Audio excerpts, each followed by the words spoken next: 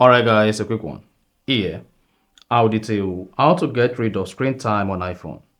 So if at the end of this you found this offer informative, please don't forget to like and then subscribe.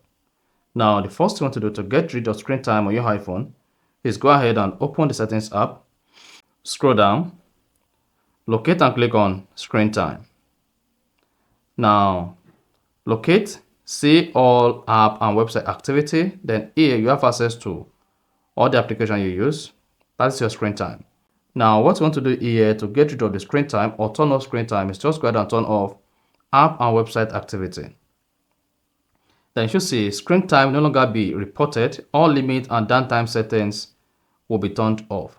Go ahead and tap turn off app and website activity. And then you are good. Then you should see your screen time turned off.